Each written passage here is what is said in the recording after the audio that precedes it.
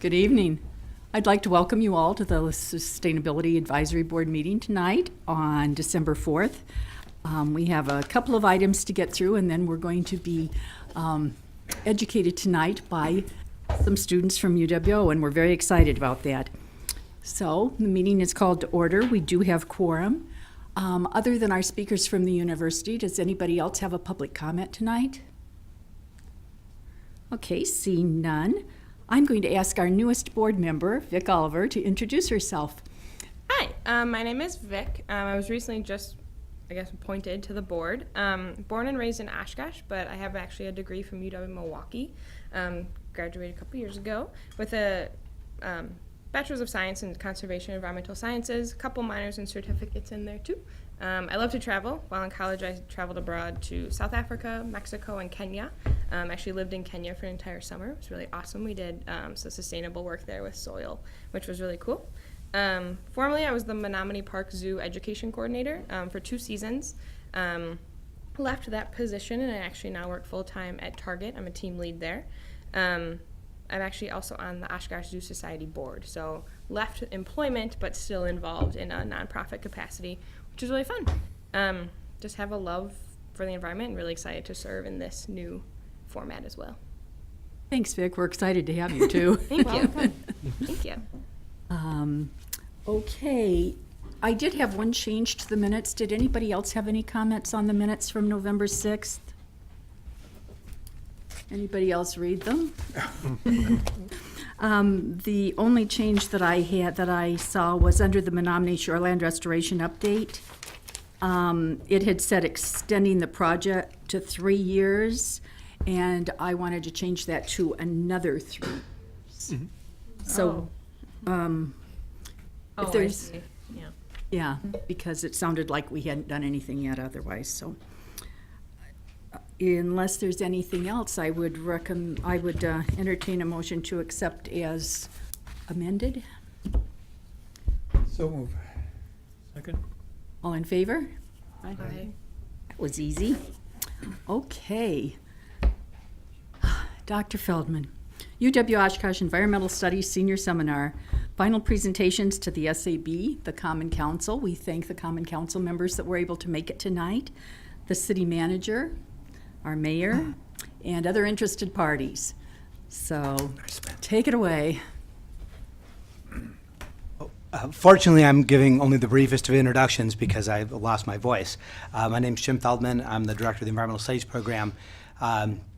As most of you know, earlier this year, the Common Council voted to endorse the Green Tier Charter and become a Green Tier Legacy Community, which is a program run by the state to help guide city and county efforts towards sustainability. The students in our senior seminar course this semester took a look at what's called the Sustainability Strategies Score Sheet, which is a list of different programs that the Green Tier program recommends. And they identified what you'll hear today, 4 programs, 4 ordinances that they're going to encourage you to adopt that will help further the city's efforts at sustainability. And that's my introduction. With that, I'll turn it over to the students.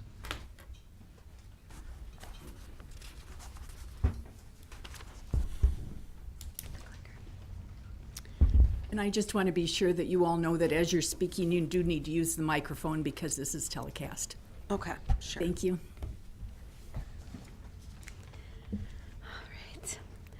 Thank you all for being here today. We're going to talk to you about the Residential Energy Conservation Ordinance. My name is Grace. This is Kaylin, Adam, Hunter, and Hunter. We wanted to begin with a brief introduction on what a Residential Energy Conservation Ordinance, or RECO, is. I will go into more detail about this proposal later. RECO has been successfully implemented in cities across the country, but has not yet been implemented in Wisconsin. This is a chance for Oshkosh to be a leader in sustainability.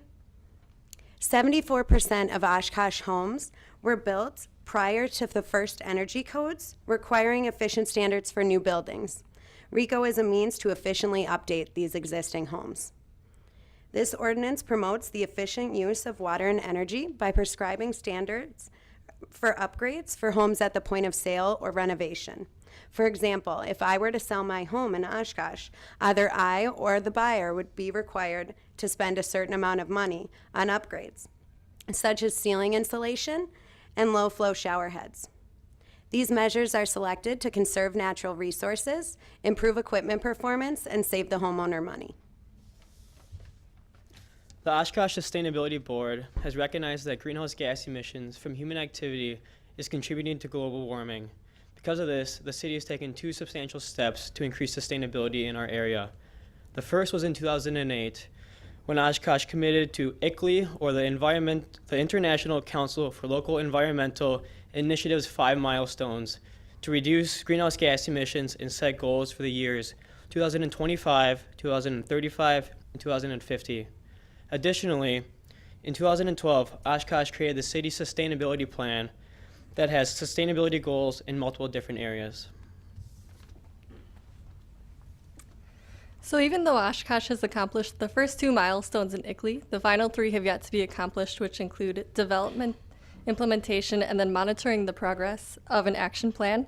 The sustainability plan also has some goals that remain unmet in water and energy. More specifically, in water, one is to offer incentives for conservation improvements.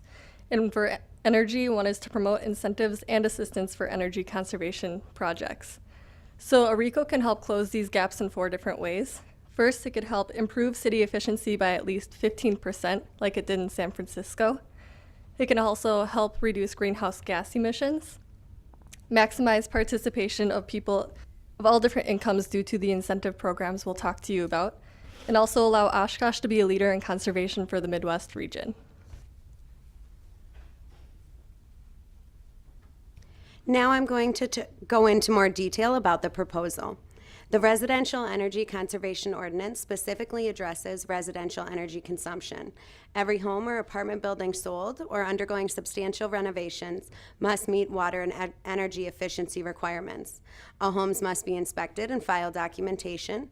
In regards to the sale of a home, the responsibility can be negotiated between the buyer and the seller. In terms of a renovation, the responsibility falls on the property owner. Feedbacks and information disclosures are required to be provided to the buyer.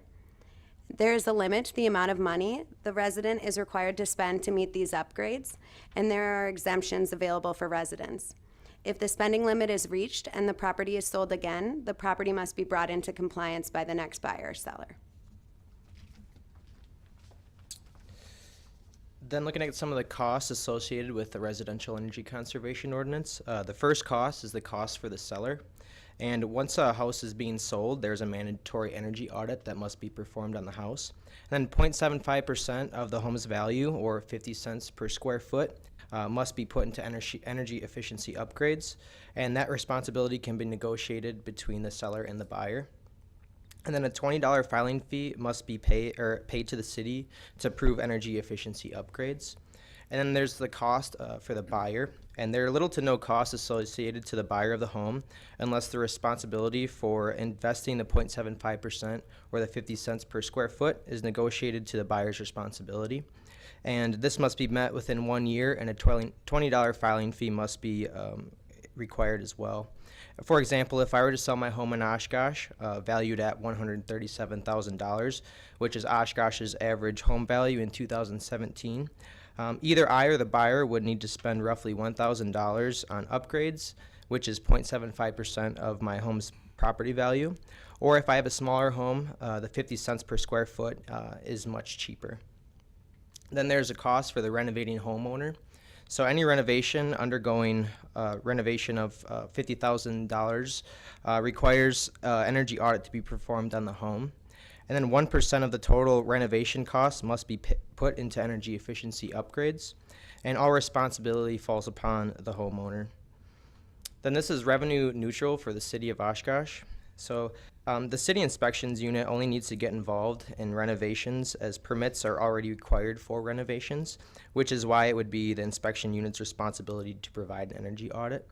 And then they receive money through, the city receives money through inspection fees, the $20 filing fee, and will also issue a $500 fine if compliance is not met. And then looking at some of the incentives, there are several incentive programs available to help offset the costs by the homeowners. through the Residential Energy Conservation Ordinance, including the Wisconsin Energy Assistance Program, and then We Energies, who is partnered with Focus on Energy, and they both provide incentives ranging from $75 to $2,200 for whole home improvements, heating and cooling, and renewable energies. And further explanation of these incentives can be found in our final report. Due to not finding any RECOs in Wisconsin specifically, we expanded our search to the United States as a whole. We found 3 cities that apply really well to Oshkosh. The first is Chico, California. Chico applies well to Oshkosh in terms of community.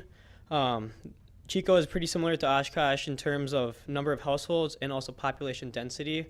Additionally, Oshkosh and Chico have the same average median household income of $42,000. Next is Burlington, Vermont. Burlington, Vermont applies well to Oshkosh in terms of climate. Both cities have cold winters and warm summers. And the U.S. climate data actually says that the annual average temperature is only 1 degree apart. Third is Berkeley, California. Berkeley is a very progressive city, which kind of makes them be the gold standard. But in terms of the electricity consumption from the residential sector, Oshkosh and Berkeley pretty much emit the same amount of greenhouse gases. And then representatives from Berkeley and Burlington both liked RECO because I saw firsthand increased savings and reduced emissions, and Caitlin will touch more on that now. So we wanted to understand perspectives of all different connections with the RECO. And first, with city officials, we interviewed Stephen Wiley. And overall, he showed support, especially with the spending limits, because it was a way to provide equal and affordable opportunities for all members of the community. And then we also interviewed Chief Building Inspector John Zarati, and he saw the necessity for a RECO, but had a few concerns about the cost of inspections. Overall, landlords, homeowners, and renters had support, aside from a couple concerns about finances, as well as some misunderstandings about climate change. And then we also interviewed a realtor, and he saw RECO as a good way as a selling point.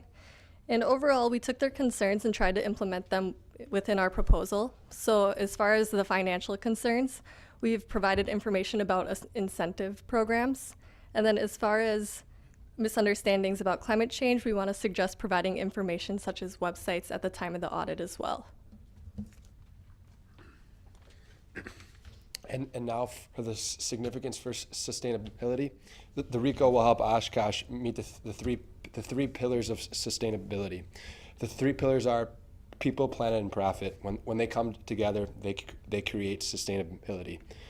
First, for people, once again, there's nowhere else in the state that has a RECO. This is an opportunity for Oshkosh to be a leader in sustainability and create a higher standard of living for residents in Oshkosh. The RECO will also help reduce emissions, and in doing so, this will create better health within the community. The RECO also applies to diverse demographics by providing more and equal opportunities to afford home upgrades to all different types of social classes. For planet, with upgrading appliances and making homes more efficient, this will reduce the amount of natural resources used. The RECO will also help the city by working towards the city's sustainability goals and reducing the city's carbon footprint and greenhouse gas emissions. For profit, there might seem like there are some higher costs up front, but because of savings in the utility bills, it will save people money in the long run. For example, by replacing a pre-1994 washing machine with a new energy saver model, the average family will save around $110 per year on bills. The increase in value of homes because of the upgrades will help the local economy and set standards for nicer homes in the housing market. So this afternoon we talked to you about implementing a residential energy conservation ordinance to increase the viability and sustainability of Oshkosh. Overall, the RECO will help residents become more efficient, which means a more efficient city. Because there's nowhere else in the state that has a RECO or Midwest, this is a great opportunity for Oshkosh to be a leader in sustainability. Implementing a RECO will help the city reduce its greenhouse gas emissions, its carbon footprint. It will also increase the standard of living for all residents. Most importantly, the RECO will be laying a foundation for a brighter future for the next generations. Thank you.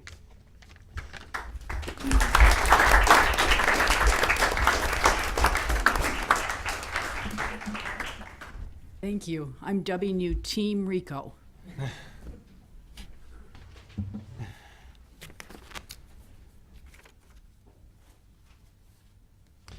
Thank you all for being here today. I'm Matt McTrusty. This is George Stroshine, Kevin Corbett, and Casimir Kearney.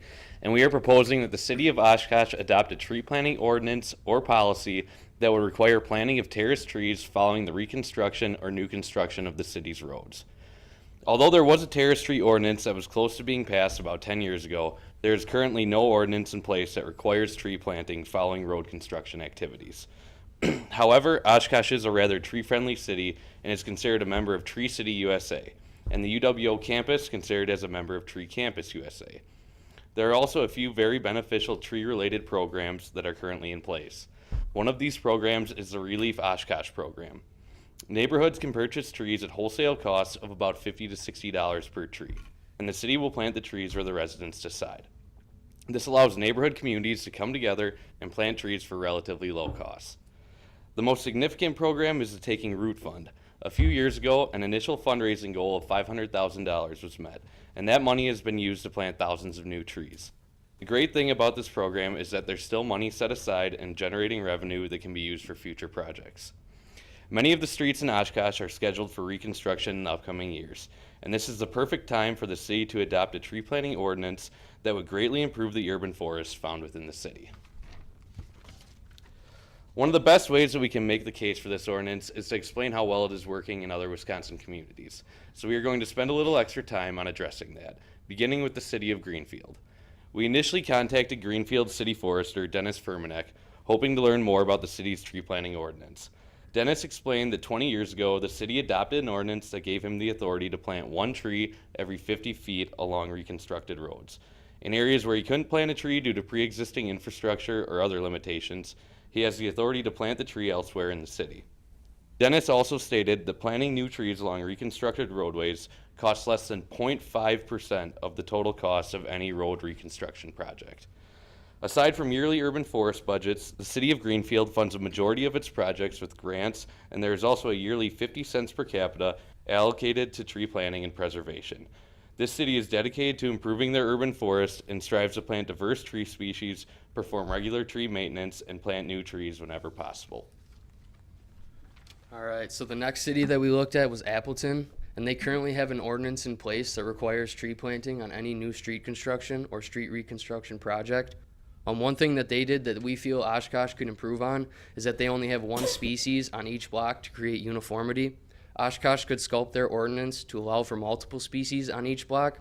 This promotes tree diversity, and we will show you why this is important later in our presentation. Appleton assesses their fees for the new trees as part of the construction costs. This cost is based on how much footage frontage the specific property has, and they also guarantee the tree for the entire life, so the homeowner is only assessed once for the cost. It has been noted that Appleton's street trees have approximately a 300% return on investment because of the ecosystem services that these trees provide. Ecosystem services are services that are beneficial to humans, such as improved air and water quality, improved soil health, and stormwater retention. Similar to Greenfield and Appleton, the city of Eau Claire has adopted an ordinance that involves tree planting after road construction, and the cost of the trees are also added to the construction projects. The city used to plant 2 trees for every household that was involved, but has moved towards tree diversity, involving more tree diversity. As City Forester Matthew Staudenmeyer put it, they have a cardinal rule of planting the right tree in the right place. This involves paying extra attention to factors such as terrace width, as well as obstruction such as power lines. Each tree can maximize its potential and minimize its maintenance costs. It is also important to note that according to the Wisconsin DNR iTree assessment, the city of Eau Claire receives a 488% return on investments for their urban trees. This involves previously mentioned ecosystem services such as stormwater mitigation and improved air quality. Eau Claire has a similar population to Oshkosh and has also declared a similar set of sustainability goals. We believe their ordinance shows dedication to these goals and also contributes to the overall efficiency of the urban forestry team. Besides looking at benchmarking cities, we also spoke to stakeholders in the city of Oshkosh. One of the first and primary stakeholders we spoke to was City Forester Bill Sturm. Sturm explained to us that the urban forestry team is comprised of certified arborists who are committed to maintaining and expanding the city's urban forestry canopy. Currently, Bill and his team try to involve homeowners with the tree planting process whenever possible. The urban forestry team currently has multiple sources of funding. However, this ordinance would provide another avenue for tree planting at one of the most cost-effective times when multiple trees can be planted at once. Post-construction is also an optimal time for tree planting because obstructions such as gas, power, and water lines are already identified from the construction project. All right, next we talked to some various homeowners throughout Oshkosh. We interviewed 5 homeowners within the city, and all of them were supportive of our new ordinance. However, one homeowner from the Millers Bay neighborhood stated that their neighbors would not likely be on board with this ordinance because the proposed ordinance would have new trees that could potentially block their lake view. We could remedy this by having Bill Sturm work with the community to decide where the trees would go, and this would have to be on a case-by-case basis, but the trees could potentially be planted in between the houses in order to preserve their aesthetic lake view. Kathy Webb from the River East Neighborhood Association stated that Bill Sturm continually working with the community would be great, and that this ordinance would be beneficial through the aesthetic value that the trees provide, as well as creating a healthier sense of community overall. Next, we looked at some costs. The cost to the residents was the first, and we proposed 2 ways to assess the cost of this ordinance. The first being a citywide tax. This small tax for all city residents that own property. This would spread out the cost for paying for the new trees over everyone in the city, and the homeowners that we talked to really like this idea. The second is an assessment added onto construction costs, and this is how Appleton and Eau Claire have funded their programs, and this is also Bill Sturm's preferred method of assessing the costs. Kathy Webb from the River East Neighborhood Association stated that construction costs were already high enough, so adding more on top of that would not be good. However, we found in our research that tree planting is less than 0.5% of the total construction costs. Besides costs to the residents, the proposed ordinance also involves operational costs to the city. These include tree planting, tree maintenance tasks such as watering and pruning, as well as salaries for any of the employees involved. However, as noted in our benchmarking cities, long-term benefits far outweigh the cost of these trees, and the cost can actually essentially be thought of as an investment for the future. All right, so next we looked at barriers. We identified that adding an additional tax or adding on to construction costs could be problematic. Anytime you add on to taxes or add construction costs, you're likely to get negative feedback. We also identified that underground utilities and existing infrastructure needs to be worked around. And we also found that on street reconstruction projects, the streets are often widened to accommodate more traffic. This results in severely narrowed terraces, or you lose the terrace completely. And the last barrier that we identified is that some residents may not be willing to pay for the new trees being planted. Granted, costs and barriers are innate to every city project. We believe trees are necessary to harbor Oshkosh's sustainability goals. I will be going over ecosystem services. According to the Oshkosh Sustainability Plan, the city aims to plant more trees to improve natural appearance reflective of the Vision Oshkosh Community Survey. Trees offer viable, sustainable options by providing these ecosystem services to humans, flora, and fauna. In this case, trees day in and out provide environmental benefits by filtering air and water, economic benefits by increasing property values and as green infrastructure, and social benefits through city aesthetics and providing the health of the citizens. The Wisconsin Department of Natural Resources, alongside the U.S. Forestry Service, quantified Oshkosh trees to remove 234 pounds of particulate matter and 71 pounds of nitrous oxides from out of the air annually. Oshkosh trees account for over $300,000 in annual benefits from summer cooling energy savings, stormwater interception, increasing property values, and air quality improvements. Trees efficiently remove present pollutants by increasing inflow of filtered air and nutrients. Trees measurably intercept precipitation, transpirate runoff, increase watershed capacity, retain floodwater, reduce soil erosion. Oshkosh saves nearly $100,000 as well from stormwater mitigation annually. This stormwater flows into Lake Winnebago. Lake Winnebago is in turn classified as an impaired body of water, and as such, the city is federally required to manage this stormwater. There is also a substantial social benefit achieved through the aesthetic value as noted by our stakeholders and research benchmarking cities. As other city foresters have said, there is a noticeable increase in community involvement. Trees, as mentioned, have increased property values across the city. This amount, according to the study, is upwards of $100,000 combined. The proposed ordinance could be an efficient method to achieving these sustainable goals. Understanding the significance for tree disease in the urban forest is essential to understanding the importance of planting diverse tree species if this ordinance is adopted. In the past, elm disease took a major toll on not only Oshkosh's trees, but trees nationwide. Now, like many other cities in Wisconsin and the rest of the United States, the city is seeing an increase in the emerald ash borer, an invasive pest that is decimating ash trees. We researched data from many different tree experts, and almost all of them suggested that urban forests contain a high level of tree diversity to keep tree disease and invasive species at bay. We're hoping that if this ordinance is adopted, planting of diverse tree species will be a topic of the utmost importance. We hope the city will consider our ordinance proposal and adopt a tree planting ordinance that will require the planting of new trees following road construction activities. As we mentioned, this ordinance will improve the community in many ways, including a significant return on initial investments from various ecosystem services. It will also offer the opportunity to further Oshkosh's sustainability goals, greatly improve aesthetics, and much more. One of our main goals is that this ordinance will assist urban forester Bill Sturm and his team, providing them with the necessary tools needed to effectively and efficiently plant, manage, and improve Oshkosh's urban forest. Thank you.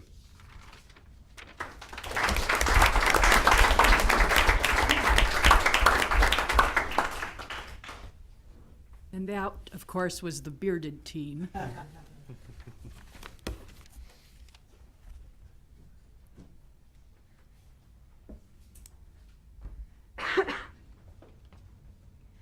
Hi, my name is Shelby Brockman. This is Logan Brooks, Jennifer Wells, and Taylor Hewitt.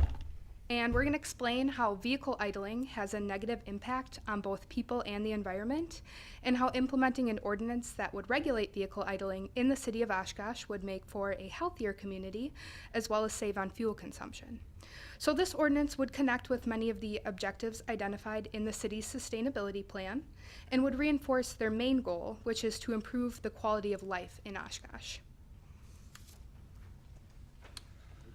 The first step we took into researching this ordinance was to look at other cities in Wisconsin that have already successfully implemented a vehicle idling ordinance. Large cities such as Madison and smaller cities such as Eau Claire have already been able to adopt a vehicle idling ordinance. Eau Claire is valuable to look at because they are a college town with a similar population and climate to Oshkosh. Eau Claire currently has a municipal vehicle idling ordinance that Oshkosh can look to as a guide for their own vehicle idling policy. We also talked to Richard Bach, who is the captain of police traffic and specialized services for the Madison Police Department. He informed us that education was the key to moving forward with this ordinance.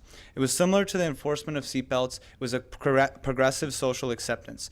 There was a lot of concerns at first, but there was a lot associated with a lot of preconceptions that people had or myths. And addressing these myths was crucial to getting a seatbelt ordinance passed.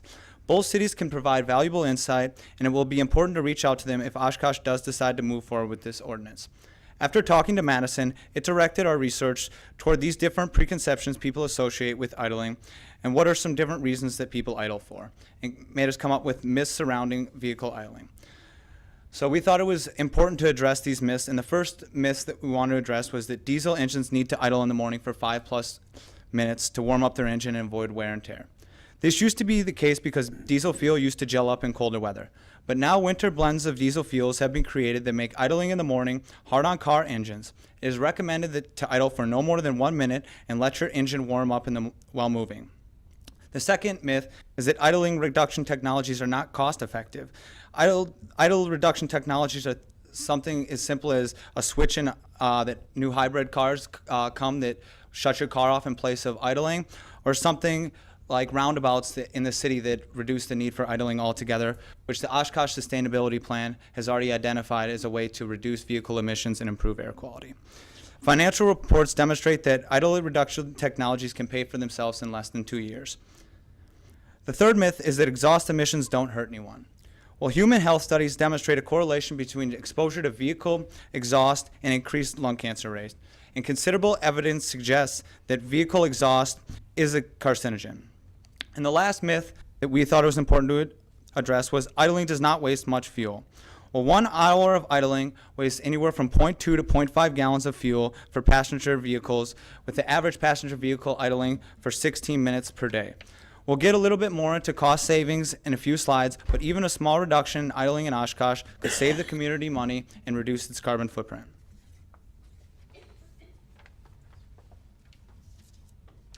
So there are 2 different phases to implementing this ordinance that we're suggesting. The first phase would be a vehicle idling policy on city-owned vehicles. So this policy would restrict municipal vehicles to only be able to idle for 5 consecutive minutes every hour. So it would include vehicles such as garbage trucks, street cleaners, and snowplows, just to name a few. Emergency vehicles such as police cars, fire engines, and ambulances would be exempt from this policy because they're crucial vehicles needed to keep the public safe, which is our #1 concern. The second phase would be to implement a citywide vehicle idling ordinance that would include privately owned vehicles as well. So this ordinance would again restrict vehicles to only idle for 5 consecutive minutes every hour. For both of these suggested phases, there would be exemptions that would occur when temperatures drop below 20 degrees or rise above 90 degrees. There would also be exemptions made for people with medical disabilities that need to have the vehicles at a certain temperature to prevent a health emergency. So for enforcement, the responsibility of enforcing this ordinance is going to fall on the parking enforcement officers. So the city is not going to be paying any extra wages for this. It's already going to be built into an existing job. So keeping an eye out for idling vehicles would just be an additional thing that these parking officers can look for while they're already driving around looking for parking violations. So when someone violates this ordinance, the first step of action would be to send a letter to the address that's registered with the vehicle. This is what the City of Madison is doing right now, and it's really working well for them to get the message out about why the ordinance exists. You can see the general format for their letter in our full written report. The letter includes a quick fact sheet about how idling affects air quality and health, as well as a written warning. After this letter is sent, we would then give out official citations for subsequent offenses. Another factor that might be helpful is a citizens report method. So this would allow citizens to call a designated phone number to report idling violations, but would also be used more for citing repeat offenders. These are the stakeholders that we identified and talked to regarding the possible passing of vehicle idling ordinance. At the city level, we talked to Jim Collins, the director of Go Transit. He said that they would support the vehicle idling ordinance as long as they were exempt from it. However, after doing more research, we believe that the city buses could easily comply with the vehicle idling ordinance. Therefore, it will be important for the city to work with Collins if they decide to move forward with the ordinance. We tried to speak with someone from the Oshkosh Police Department. However, we were unable to get a hold of anyone.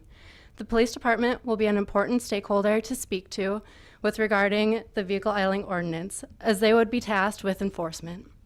James Rabe, the director of the Oshkosh Public Works Department, gave us a list of reasons that some of the Oshkosh vehicles need to idle. All of these reasons were work-related for running equipment that was attached to the vehicle. This problem was easily bridged by an exemption written into the vehicle idling policy that states vehicles that need to run in order to perform work duties are exempt from the policy. At the community level, we talked to Allison Garner, the president of the Board of Education for Oshkosh School District.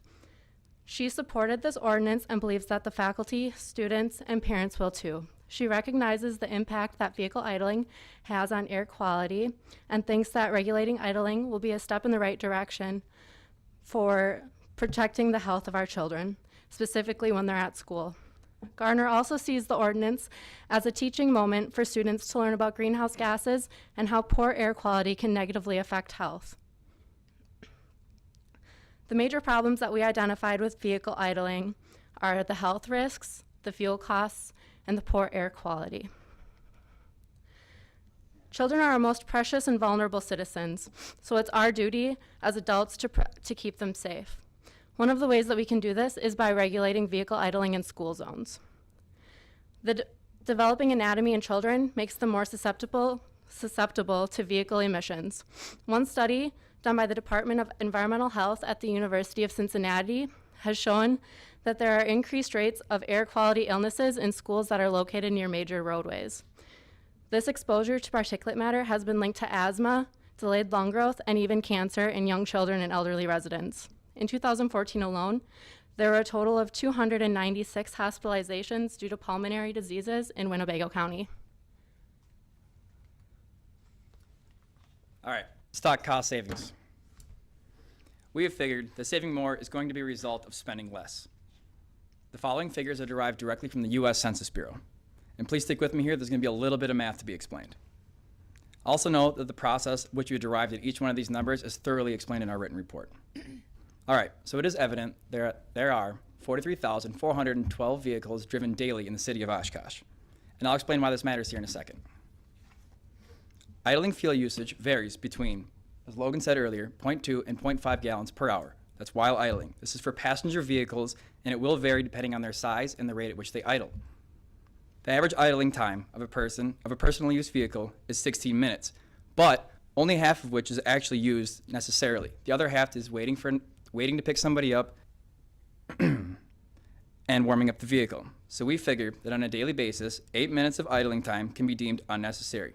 If each of those 43,000 vehicles driving daily in Oshkosh were to idle unnecessarily for 8 minutes each day, that would amount to 5,788 hours of idling time. To err on the side of caution, we're going to assume that every single vehicle inside the city limits of Oshkosh is extremely fuel efficient and uses only 0.2 gallons per hour while idling. That's still 1,157 gallons of fuel that virtually serve no purpose. The price of fuel yesterday on Jackson Street at Quick Trip was $2.49. Annually, this would amount to $1,073,000 of fuel. Now, we all know that the municipal fleet of Oshkosh is a lot smaller than that 43,000. As a matter of fact, it's 185 vehicles, and that's exempt from the first responder vehicles which we have in our exemptions. And the likes of which consists of sedans, snowplows, utility trucks and vans, buses, and waste management vehicles. The majority of which are going to be very fuel-intensive vehicles. Medium heavy trucks consume 0.9 gallons, and transit buses over a gallon an hour themselves. We're going to assume that the average municipal vehicle is using about 0.9 gallons per hour in this instance. We'll also maintain that each vehicle is unnecessarily idling again for 8 minutes per day, and that gas remains at $2.49 for this year. Annually, Oshkosh could save $14,411. This proves that the recommended ordinance can save more by spending less. So one of the things that was really important to us was to make a connection between this ordinance and the objectives identified in Oshkosh Sustainability Plan. And how could this ordinance reinforce the overall goal of the Sustainability Plan, which is to improve the quality of life in Oshkosh? There are two objectives that our ordinance really builds on, and those objectives are for atmosphere and government. For atmosphere, their objective is to provide a safe and healthy atmosphere for people, nature, and the planet. And for government, it's to lead by example and foster sustainability policies and actions. Our proposed ordinance will reinforce these objectives and build on its goal to improve the quality of life in Oshkosh. Oshkosh has the opportunity to lead by example and become a leader in combating climate change. The best sustainability ideas should simply become the way things are done in Oshkosh. Improve air quality, protect children's health, save money on gas, and make Oshkosh a better place to live with no cost to the city by turning off your engine. Thank you for your time.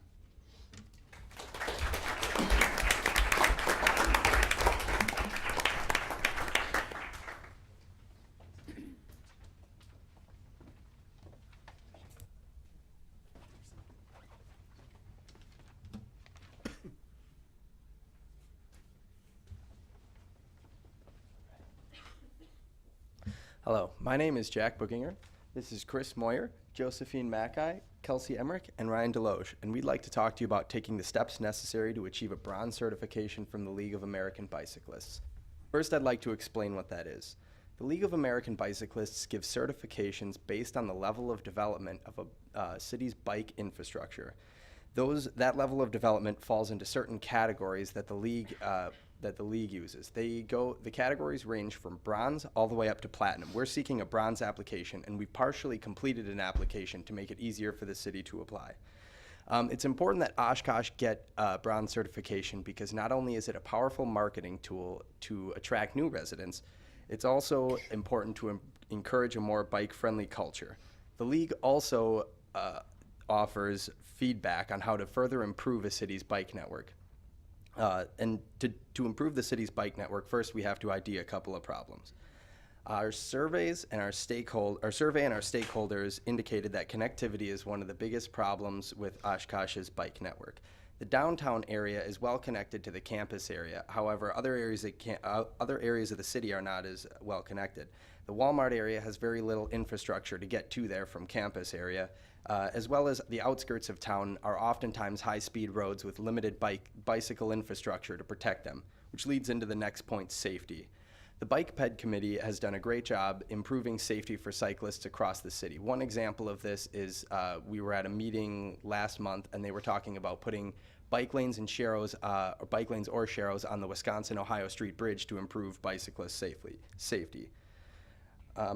Our survey indicated that people felt uncomfortable with the current level of bike infrastructure and see it as unsafe. The last problem that we've identified is that there's very little education available from the city for both cyclists and motorists on how to properly utilize Oshkosh's bicycle network safely. That needs to be improved as it is a major way to gain points with the League of American Bicyclists. Okay. I'm going to talk to you a little about some of the stakeholders that we interviewed.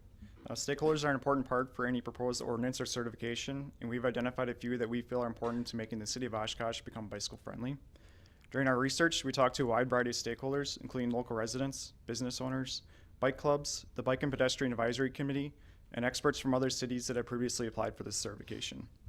Of these stakeholders, the first one that I'd like to talk to you about is Ben Rennert, who is the owner of Winnebago Bicycle, and he's also a member of the Bike and Pedestrian Advisory Committee. Rennert believes that obtaining this certification would be very beneficial to the city of Oshkosh. Not only would it help draw additional customers into his business and other businesses in the downtown district, but it would also help reinforce the value of the city's continued improvements to its current bicycle network. The second stakeholder that I'd like to talk to you about is Mike Halloran, who was previously the president of the Oshkosh Cycling Club, and he's currently a club board member. As part of the Oshkosh Cycling Club, Halloran and his fellow 85-plus members have continued to promote bicycling and safety in the city of Oshkosh through various events and chance encounters. Halloran also agrees with Rennert that the city of Oshkosh should pursue a certification from the League of American Bicyclists. By pursuing this certification, Halloran believes that Oshkosh has the potential to become both a sustainable and a bike-friendly city. The final point that I'd like to talk to you about is a survey that we also conducted. So the survey was distributed to both community members and students at UW Oshkosh, and it asked participants questions about the overall state of the city's current bicycle network. Of the approximately 90 responses, 69% of those surveyed indicated that the city's current bicycle network is insufficient. The respondents pinpointed this by concluding that the city's bicycle network's current weaknesses are its overall lack of safety and connectivity, representing 80% of the responses received. Luckily, these are problems can be corrected. By seeking this certification, even if the city does not obtain any level of certification initially, the League will help the city and the Bike and Pedestrian Advisory Committee identify future points of contention that may be preventing the city from creating the most efficient and successful bicycle network. Additionally, many who participated in the survey wanted to express their gratitude towards us for not only conducting this survey, but also the city and the Bike and Pedestrian Advisory Committee for their continued dedication to improving the city's current bicycle network. All right. Currently, there are 17 cities that are acknowledged in Wisconsin as bike-friendly from the League of American Bicyclists. The two that we think are great examples for Oshkosh are Appleton and Eau Claire. Both have roughly the same population, same city size, and are larger cities with smaller communities surrounding them. Oshkosh, Appleton, and Eau Claire also have rivers that flow through the city. This is something that needs to be looked at because bridges over rivers make it more difficult to create safe biking infrastructure without redoing a bridge. Plus, during winters here in Wisconsin or any bad storm, bridges become even more dangerous. Both Appleton and Eau Claire have overcome some of these struggles and have received certification while becoming more bike-friendly. Appleton, in response to demand from the citizens and those working within the city, wanted to apply for their certificate from the League of American Bicyclists. Paula Vandehay, the Director of Public Works, was in charge of filling out the application the first time in 2013 and received bronze level. After 3 years, the application needed to be refilled out, and with the help of Dean Gaza, the Director of Parks, Recreation, and Facilities, they met a few times every few weeks over 6 months. In the spring of 2017, they received silver level. Eau Claire has always worked on being bike friendly and creating a tourist spot. As a result, they have seen annually 100,000 bikers come for their off-road bike paths. In 2010, the senior city planner, Pat Ivory, filled out the application what they had already done and received bronze level. Currently, they are trying to achieve silver level and are creating improvements for this. Both these two cities are very similar to Oshkosh, and they show that with similar struggles, obtaining certification is possible. So next, we will talk about sustainability and the 3 Ps: planet, profit, and people. First, we'll talk about planet. According to research conducted by the Sustainability Advisory Board in 2007, Oshkosh's transportation sector accounted for 26.7% of community-wide greenhouse gas emissions. Of this total, 84%, or 286,000 tons of CO2, were from gasoline-powered vehicles. If more people use bikes for transportation, then there are less people using cars. This means a direct reduction in CO2 emissions that contribute to climate change. Bike infrastructure requires less maintenance than road infrastructure, and by promoting bike-positive infrastructure, Oshkosh can save time and money that would otherwise be spent on more expensive vehicle infrastructure. Lastly, a League of American Bicyclists certification is an item on the Green Tier Community Score Sheet. The score sheet tracks Oshkosh's sustainability strategies, and in the transportation section, of which the goal is to manage transportation in a way that reduces greenhouse gases and vehicle miles traveled by influencing changes in individual behavior. A platinum certification is worth 10 points. This is significant as many other items are worth only 3 or 4 points. We do not expect Oshkosh to achieve a platinum certification right away, but we believe that bronze is a real possibility, which is worth 5 points. Achieving bronze would represent a commitment to improving biking in Oshkosh and will motivate the community to work towards a higher certification. Next is the profit. If certification led Oshkosh to becoming more accessible to those who bike because they do not or cannot drive, then there would be more opportunities for folks to get to their place of work or even just find a job. Additionally, higher levels of bike connectivity would give young workers, such as high schoolers, a safe and reliable way to get to an after-school job.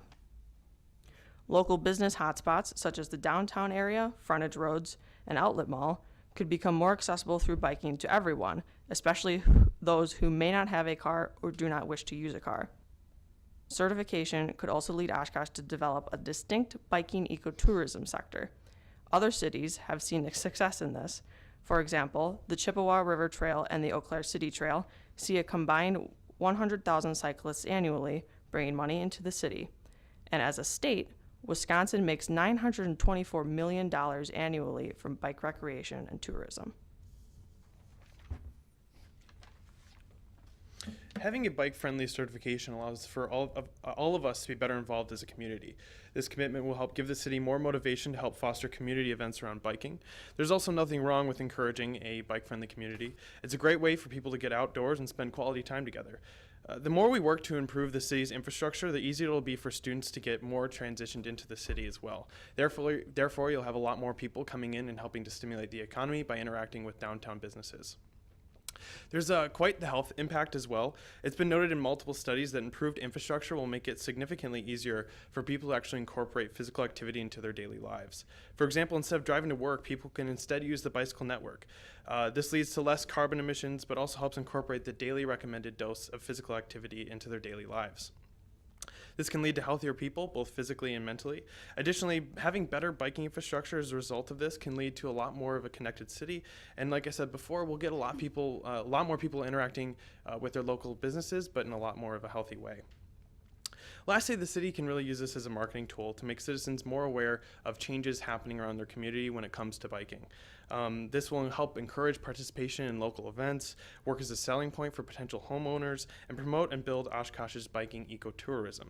For example, if I was a citizen coming in and I saw, maybe I had a couple kids and I saw that Oshkosh was a bike-friendly community, it would tell me that Oshkosh is a safer community. They encourage biking. It might be a selling point for new families trying to look for a nice, safe place to stay. So what is the future of biking in Oshkosh? Well, at the end of the day, we can work together to improve our bicycle network. From the stakeholders we spoke to and the people we have surveyed, we have found that they all conveyed a strong message that called for a continued desire for improvements in the way Oshkosh bikes. So how do we do this? Well, Oshkosh has already had a long history of infrastructure improvements through the Bike Ped Committee, and we would again like to thank them for their hard work. But we can really expand on this. So therefore, we can get a bike-friendly community certification from the Bicycle Federation. In fact, this is a goal that's already being incorporated into the new Bike Ped plan. While the certification does not magically make new infrastructure appear, it'll help motivate people higher up in the city to keep the momentum with sustainability and transportation. So how do we get our city certified? Well, there is an application to get Oshkosh certified, and we are happy to announce and reiterate that we have actually completed most of this application.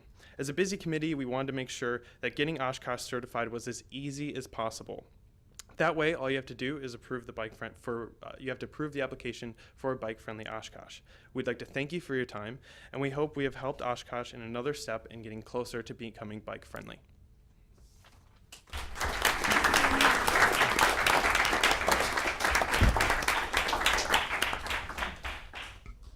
Anything else? Thank you very much, Team Bicycle. You know, I spent a week in Copenhagen last year, and it's the happiest city in the world. And it's also, everybody rides bikes all year long, even though it's dark half the time, like in Alaska. Do you think that's mere coincidence? I raised that question. Speaking of questions, I think maybe I'll ask if anyone has questions based on the different groups so that we don't have everybody up there at once. Did anybody either in the audience or at the table have any questions for the Team RECO? That was the water and energy conservation. What kinds of things would be in the energy audit? Specifically, what would, or is that not planned yet? Or So basically, an energy audit would be done on the home to kind of further investigate which areas you could do for energy upgrades on your home. So it could be anywhere from insulation to what your water heater is putting out for energy efficiency use, just things like that. And improvements are basically the discretion of the homeowner or the renovation. Just basically putting in that percentage of the home's value or that renovation cost is the discretion of the buyer. And as long as they prove through the city with the $20 filing fee that they have done those. Completely at their discretion. Yep. There's not a specific audit then. Correct. Not specifically check or something. Right. The energy audit is mandatory, but it just kind of gives you an idea of where you can put your money in towards those upgrades. Lori? I'd like to follow-up question, and that is, so just out of curiosity, how did the group decide to pursue the residential as opposed to commercial? I believe commercial typically have higher rates of usage, especially with the water and that. So how did you guys decide to target residential as opposed to commercial? Yeah, we basically took I think there are codes that are associated with commercial building, codes that you have to meet a certain percentage for energy usage in commercial building. And we wanted to focus more on residential, obviously because there are more homes in the city of Oshkosh. And we wanted to focus on more homes that are older and that could benefit from having those energy efficiency upgrades. And we thought it would be more beneficial when you are selling your home that those upgrades are met for the incoming buyer. Yep. One of the cities that we looked at too, Berkeley, California, they started with the RECO, and they've actually advanced in their program to broaden it more to commercial businesses as well. So that could be a next step as well for Oshkosh. Okay, Mayor? This is also for the RECO group. You might find resistance from the homeowner, first of all, because it's adding to the cost of selling their house, and depending on the value of the house, that might be something they're not willing to do. And the other thing is you might find a lot of resistance from the rental market. And again, probably more resistance from those properties which were built as single-family homes 100-plus years ago have been converted to, you all live in some of those off-campus. There might be great resistance from the landlords for this. And I that's think it's an education process for you. And that is something that we kind of talked about in our final report, especially with landlords and such. But the part as to affordability, that's where we kind of talked more about incentives for low-income families that so they could afford this ordinance better. Obviously, there are going to be pushbacks from multiple people for this ordinance, but identifying some of those areas to help increase the affordability of this is important as well. Jason? Well, part of my question was going to follow up just on the landlords there, and sort of I wasn't clear what part of the plan would sort of be applicable to landlords. If you had a property for 20 years, you're never buying and selling, you're just renting it out to people. Certainly having information to renters as they look at properties, knowing what their energy costs would be, would certainly might be part of the picture. But yeah, and I blinked on my next one as I start talking about landlords. Okay, well, if it comes to you. Does anybody else have any questions for the RECO team? Okay. Okay. Came back to me. Incentives in there. I'm a little unclear. What exactly are these incentives that you speak of? Who's funding them? How do you get them? Right, and the incentives are through Wisconsin Energy Assistance Program and We Energies, who's also partners with Focus on Energy. And if you go on their website, you can specifically see if you are qualified to get these incentives through that company specifically. So say, don't quote me on this is in the final report, but I know that if you put in a new water heater, that there's incentive for a payback for putting in a new water heater. So say, we'll just say that a water heater is $800, and I think that they would give you anywhere from $300 to $500 for putting in that new water heater. So those programs are out there, and just you have to be qualified in order to get that type of assistance. Yeah, but that's not going to offset the cost of the energy audit, correct? Correct. Okay. Mayor? Another thing you may want to look into, when most homes are sold, the realtor encourages the buyer to have what is called a home inspection. You may want to get a copy. It's a state. It has to be done by a state certified inspector. You may want to get a copy of that inspection. Some of the things you're talking about might be sort of in there, but they could be maybe improved upon or become more direct to what you're trying to do. And my parents are actually home inspectors too, and so do you have to report from them, right? But you have to have a certification to do energy audits specifically, which is on top of home inspections. Which is why we associated that if you could transfer it over to the buyer, that way, because usually the buyer is the one that is having the home inspection done on the home. So therefore, this was kind of a way to add those costs together, and then some kind of conversation can be done on who's paying for what too. So, Any other questions? Great, thank you guys so much. Thank you. Okay, moving on to trees. Questions, comments, thoughts on trees, anyone? Terrace trees specifically.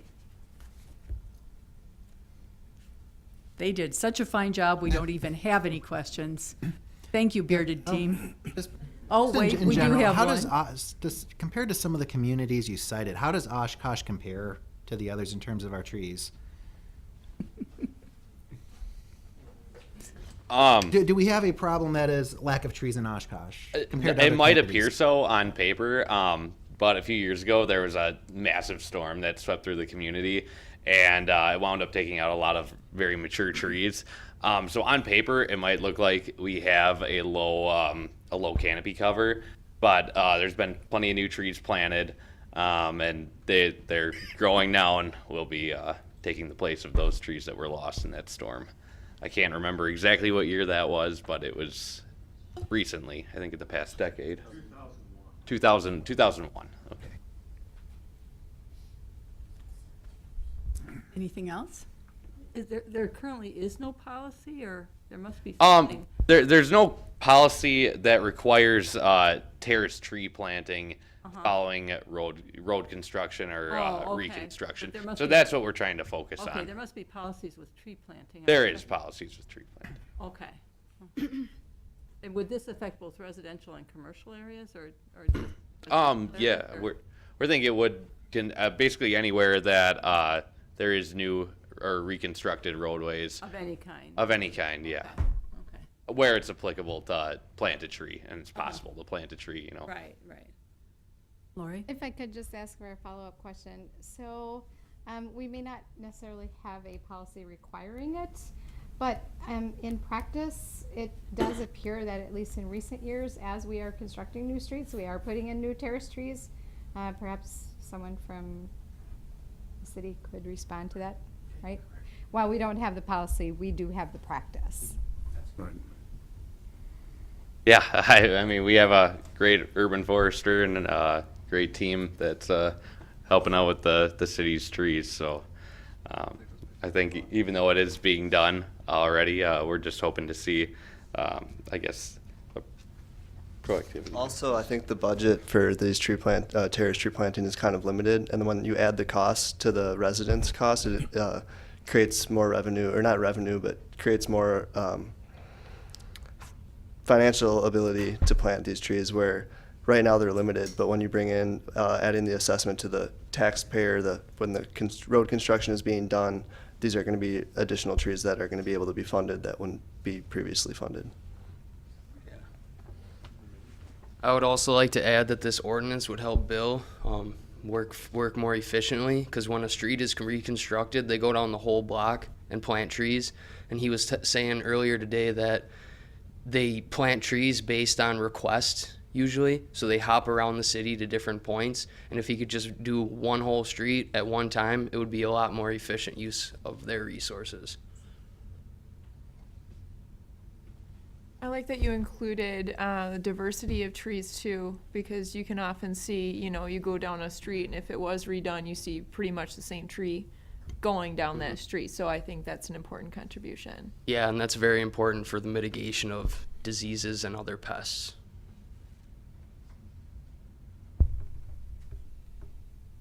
Okay, thank you so much. All right, thank you. And then any comments or questions on the Bike City certification process? Yes, Lurton. I'd like to hear them speak a little bit about the safety, both to the bikers. Are there protocols for what you have in reflective lights on bikes, on even people, and what the different cities that have done this have put in to encourage bike safety? Because at night, it can be very hard if there are no lights on if people are dressed in black. It's a little hard. I trust you did not ride your bikes tonight. So yeah, that's a great question. In fact, safety is a really key component of being a bicycle-friendly city.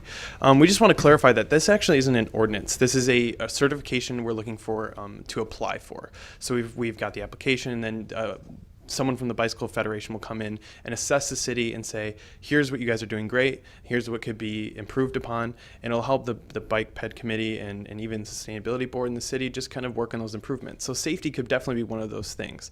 In terms of the certification itself, there isn't a lot about how riders bike at night in terms of individual people, but it's definitely something that having a certification will help make the city a lot more bike conscious, and it'll help hopefully encourage those safety concerns that you have, and really help encourage the city to really push for that, because now we have a certification that says, hey, we're bike friendly, we should really advocate for these safety features.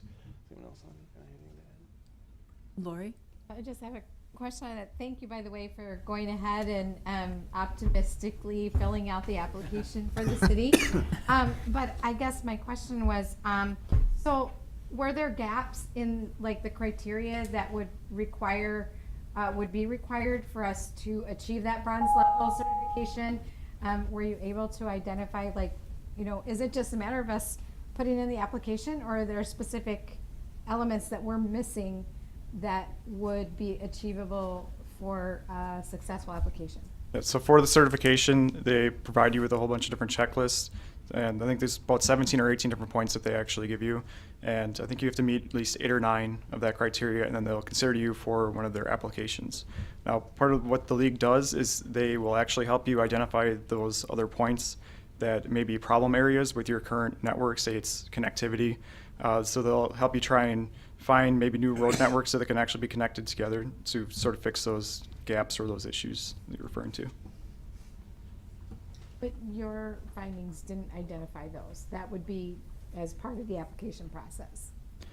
Yeah, that's kind of part of the application process, and also the survey itself did identify some of those problems, which is why we raised those issues with connectivity and safety overall and education. Just like to add to that. So we also identified the fact that looking at that checklist, Oshkosh has a pretty good shot at achieving a bronze certification with the current infrastructure that we have. So, you know, the idea is by getting the certification, even if we don't get an actual level, it'll help provide the foundation for the city to improve on. And like Chris said, the Bike Federation identifies specific areas that we can improve on that'll really help the city, I think, and save a lot of our own internal resources. I'm curious if any of the 5 of you are either from Oshkosh or intend to stay in Oshkosh for a while. All right. Just checking. Brian, so I got to be a political scientist for a second. Go right How ahead. did you recruit those 90 undergraduates or those 90 students to participate in your survey? Well, it definitely was not 90 students. It was pretty split between students and actual residents. The survey itself is actually anonymous, but I could kind of tell based on when some of the responses came in and when we distributed the information to determine kind of roughly who was who, because we worked with the Bike Ped Advisory Committee, and they were able to distribute our survey through some of their, say like their Facebook or other measures, people they were in contact with, and we were also able to distribute it through the student Okay, announcements. so were these biker? Did you ask them? Do they already Yes. bike?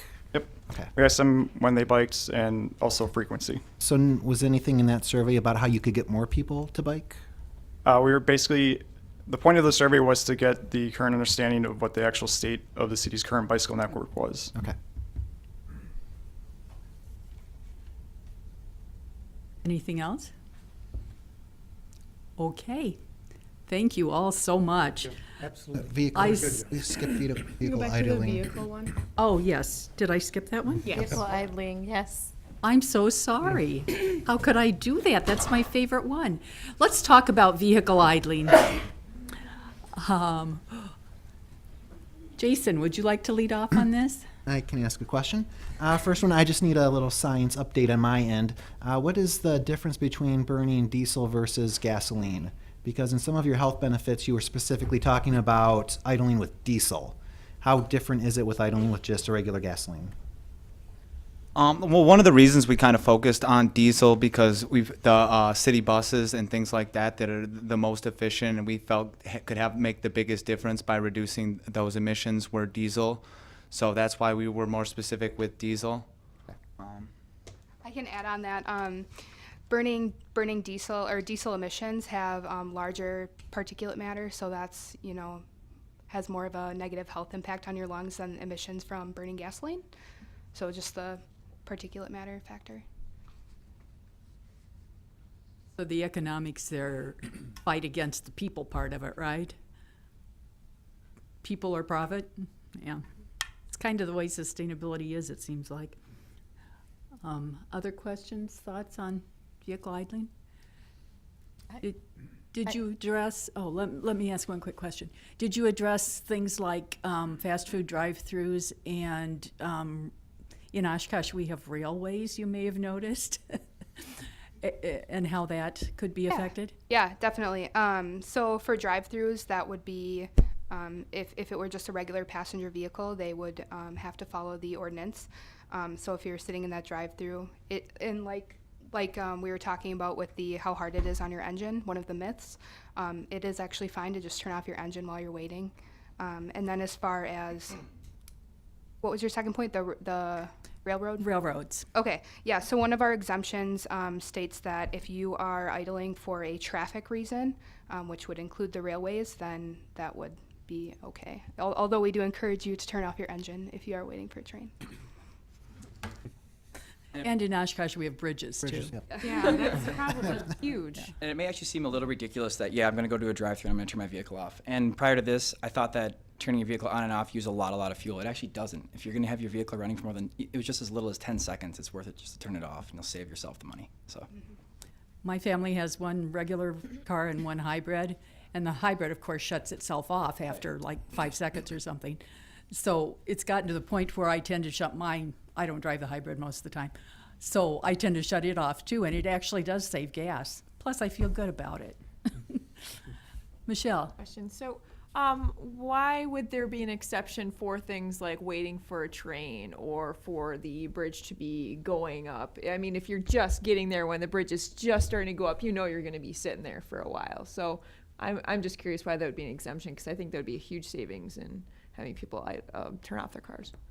I think one of the reasons we have exemptions to start is just pulling from Madison, where it was that progressive social acceptance. I mean, people, you can't, it's not like a black and white policy. When they first implemented the ordinance, it wasn't a ticket every time. It was a warning to start, and it was a fact sheet on why that was important and why they were implementing it and different things like that, and just kind of easing people into it. So I think these exemptions exist just to ease into it, and then once once you can tackle some of the myths and preconceptions and different notions that people associate with them, you can start looking at those things, and tackling those things. But there are certain things like that people just see as an inconvenience to start, and I think just that educational campaign will be really important first to try to ease into it. Vic? I like how you have the 2 phases. Do you have any sort of timeline, though, like when the second phase would begin after the first? Any thoughts on that? A lot of the cities that we looked at, they have between like a 5 to 10-year period of when they first implemented their first phase with the city vehicle idling policy to when they implemented the next phase to include the residential vehicles too. If I could follow up on the phase-in, I guess my question is, have you looked at, or have cities done this with idle-free zones specifically related to areas where you have concentrated populations of those sensitive populations, so school zones, senior areas, daycares, that kind of thing, as a kind of a pilot or a phase-in? Yeah, we looked at the educational campaign that Milwaukee actually put in place. It was mainly focused on their school zones, and they encourage, well, it's not an ordinance per se, they encourage parents that are waiting for their children and for buses to turn their cars off while they're sitting there, just to relieve that particulate matter in the air. And Jenny, have they seen success there? Have people actually stopped idling that they can document in any way, shape, or form? Are you talking about for Milwaukee, the Yeah. school specifically? And maybe more just in general, you said you talked to the Madison police chief? Yes. Right? Do we have evidence that people actually stop idling? Yeah, the Madison police chief said it's, the progressive social acceptance was kind of the way to go, and they've seen a lot of reduction in idling, and people, by sending the ticket in the mail and not being a ticket to the first one, it's starting out as a warning and including the fact sheet and just why it's important. You're not just getting, whatever, maybe $150 ticket in the mail and being, what the heck. It includes information on why they're doing this, and it kind of eases into them. So they have seen a success with people idling less and people actually accepting it. So. Did they by chance give you a number? Did you ask for a number? How many tickets do they give? He didn't give me a number on how many tickets they've given out. No. You guys talked about going from 16 minutes down to 8 minutes. Right. Is there any data out of Madison or anywhere else that supports that sort of 50% drop? Well, this is kind of a reference off of 2 different charts, and I just kind of found something that was most applicable to Oshkosh given the size and the number of vehicles driven. So they had something that represented a large city all the way down to small cities. So I just put in our information and our demographics, most applied to that, and the amount of commuting time that we have for our city specifically. So yes and no, and nothing very, very, very, very specific to our size, but with the reference that I could use, that was the best guesstimate, so to say, that we could get for Oshkosh itself. And then on the commuting number of vehicles, did you incorporate those I got a little confused when you were doing the presentation. Did Okay. you incorporate the city vehicles in that number, or separate and distinct from the commuting vehicles? Right, so much like our policy has two different sides, being the city side and the residential side. First, I just did the city, and those are just residents. Or excuse me, first I just did the residents, and that was just by the houses and the number of vehicles driven per those houses. So. Anything else? You guys are good on this? Okay, thank you so much. Thank Have you. I missed anything else? No? Thank you all so much for giving us such a big portion of your meeting. I know you have a full agenda. Thank you so much, all of you. I tell you, every time you guys come, well, and I know it's a different class each time, but every time Dr. Feldman or Dr. Hartman brings in a class, I think this has got to be the best class ever. And then the next class outdoes them. So thank you very much. We really appreciate all your help for the city and for sustainability. And you from Oshkosh, let's talk later about bikes, okay? And one comment too, there's a couple of council members here and the city manager and some staff. I think most of these are very doable. And some will have some kickback, but I think all are reasonably simple ordinances to enact. And a lot of things we are sort of doing now, but as the tree planting, it's not an ordinance, we're just doing it. So. They have about a week to finish up their written report, and we will convey to Stephen Margie a report that will include the ordinances from the other cities, and they're also taking a stab at writing a sample ordinance for you, mostly based off of what they think has been really effective elsewhere. Hopefully they'll forward the report to council members as well. Great. Terrific. We'll share, we promise. Well, I know you'd all love to stay for all of our meeting, and you're more than welcome to, but I realize this late in the semester, you might have other things you need to do too. So if you need to leave now, please feel free to do so. Thank you so much for coming. And moving on, we'll go on to our next item on the agenda. The rest of this will go so fast. Thank you so much. You guys are Thank you. wonderful. Thank you, Margie. Thank you, Steve. Thank you for coming. Bert and I agree about, I've almost said some people, not late at night, but when it gets twilight, and they're always dressed in black. I don't know why that's in color, but let's do some perky colors, so older folks can see them. Okay, so the next item on the agenda is Live Green. And shall I give an update on that, or Just if you want to. I mean, Okay. we were both there, but Yeah, Stephen and I did attend another meeting with the Live Green group, and basically our update is that we don't have an update. At this point, we're re-examining some of the parameters of Live Green to date, venue, time of year, partners, and so all of that's kind of been set aside to get us through this holiday season, and we are hoping to have another meeting in December and clarify enough so that we can start to move forward, right away at the new year. But we don't really have anything at this point that's shareable because we don't have. I mean, they were talking about potentially partnering with the university along with us, but that's kind of really in its early stages, so. Well, and no discussion has happened with that yet. No, So not I had that just I- checked not with that I'm Sherry. aware. So basically, that's a non-update update. That was quick, huh? Menominee Shoreland Restoration, is there any update there, perhaps from the meeting, Michelle? Why, yes, there is, Margie. Thank you. The meeting actually went really smoothly and really well, and I appreciate everybody who came in support or to say anything at the meeting. And the board unanimously approved an extension of 3 years on the project. So we're looking forward to continuing working on the Menominee Park native planting sites until 2020, in the fall of 2020. We'll look at it again and see if we can keep going. So everybody had pretty good things to say, said there weren't a lot of complaints, and that the city wants to continue working with the Friends of Menominee Park Shoreland in this as well. So Very friendly meeting. yes, very Yes, and civil. I want to thank those of you who were able to make it too. It was good. Yes, and I wanted to pointedly say too, I appreciate the civility people that were able to make the meeting as well. It was much appreciated. Okay, this one goes to Stephen, the Oshkosh Sustainability Plan update. And it was included in our packet last month. It was, and we briefly discussed, I put together a timeline for our update process. So I think pretty much everybody should have it. I think we first discussed it last meeting in November, but for those of you that weren't here, I was just wondering if you have any comments, if everybody thinks that this is kind of a realistic timeline, or if we want to make some changes to it, bump some stuff back, or move stuff forward.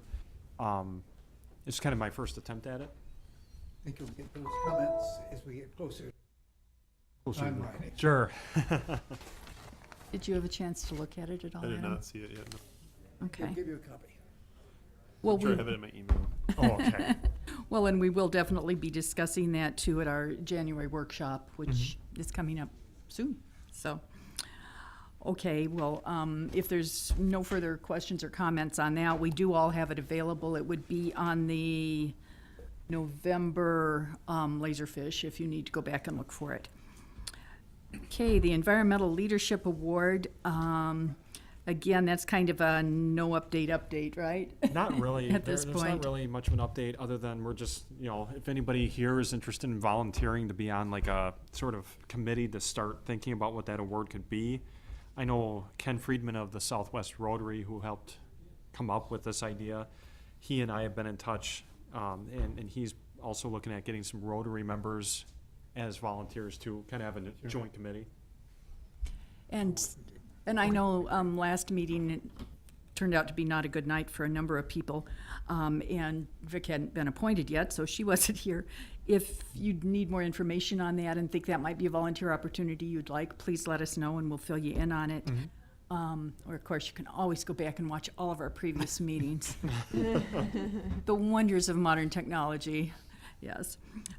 But we are looking for, I would hope at least one and probably 2 or 3 of us could definitely meet with the Rotary, what do I want to say, the people they're appointing to this and form a committee with that.